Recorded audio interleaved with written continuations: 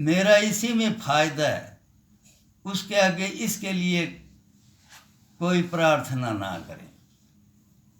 तो वाकई ये हमारी आत्मा है, ये इस काल के देश में आने से भटक गई है, और जहाँ भी विश्वास की कमी से गंगा गए गंगादास, जमुना गए जमुनादास, जो कोई जिधर कहते हैं ना उधर ही चलते फिरते रहते हैं। नहीं तो भाई एक गुरु, एक की आस, एक पे विश्वास,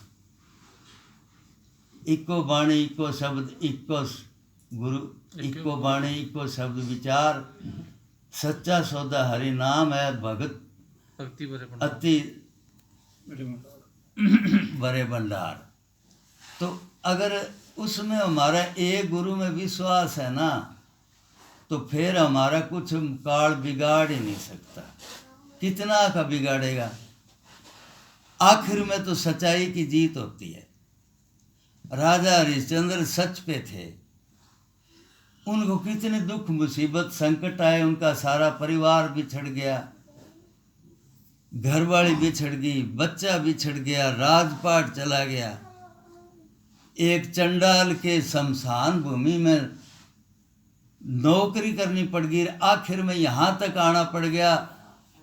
जो अपने परिवार की अपनी धर्म पत्नी है, उसके ऊपर ऐसा कोई इल्ज़ाम लगा जिसकी वजह से उसको कहा गया भी तू इसका गला काट, और वो उसको पता था भी ये तेरे घर वाली है, और सब कुछ पता होते हुए भी उसने कहा ये भी उस परमात्मा की मौज है।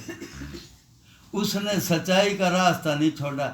नहीं तो अगर वो सिर्फ उसको दुख तकलीफें क्यों आई थी सारी, सिर्फ सच्चाई की वजह से।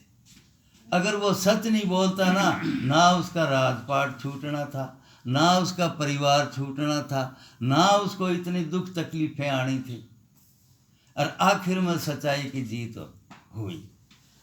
तो इसी तरह अगरचे खुदा सबका अन्नदाता है, फिर भी खुदा को हर कोई आजमाता है।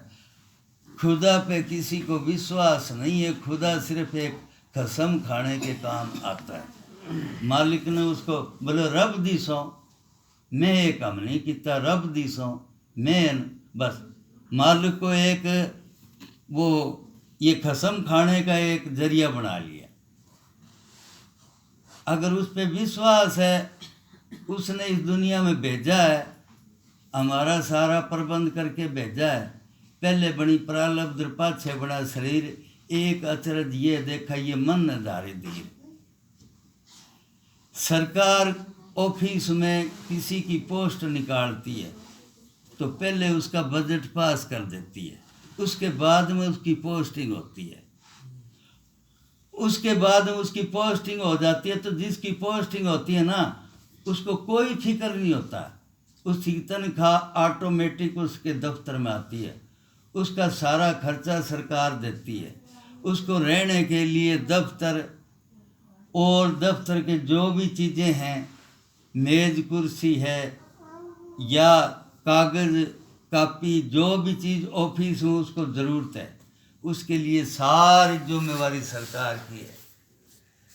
फर्नीचर तक सारी चीज़ उसको वो मुहैया करवाती है। तो फिर उसको कोई चिंता होती है? कर्मचारी को नहीं होती ना, वो फिर बेफिक्र होकर सरकार का काम करता है। तो इसी प्रकार इस दुनिया में मालिक ने हमें भेजा है, तो पहले हमारी प्रारब्ध बना दी, भाई तेरे को इतना खाना मिलना है, इतने दिन वहाँ रहना है, फलानी फलानी जगह रहना है। तो उसी हिसाब से इसकी ये प्रारब्ध के मुताबिक इसकी ज़िंदगी अपने आप ऑटोमेटिक चलती रहेगी, इसको चिंता करने की ज़रूरत ही नहीं है। बनी बनाई बन रहे और बने कुछ ना है, तुलसी ऐसा जान कर मगन रहो मन माए। उसने जैसा लिख रखी है ऐसी ज़िंदगी ने चलना है। अगर दुख आता है तो वो उसकी मौज से, वो भी उसकी मर्जी से आता है, और सुख आता है वो भी उसकी मर्जी से आता है। फिर हमें चिंता करने की क्या ज़रूरत है बताओ, जब करने वाला ही वही है, कोई दूसरा है ही नहीं।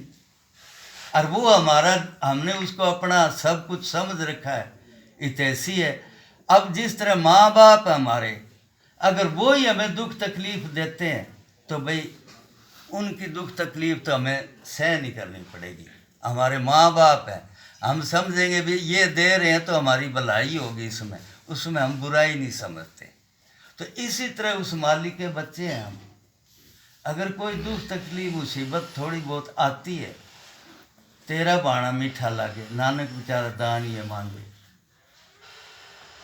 तो उससे कोई चीज़ अलग नहीं है। हमें उसकी मौज में चलते हुए सिर्फ उस मालिक की भजन बंदगी करनी चाहिए।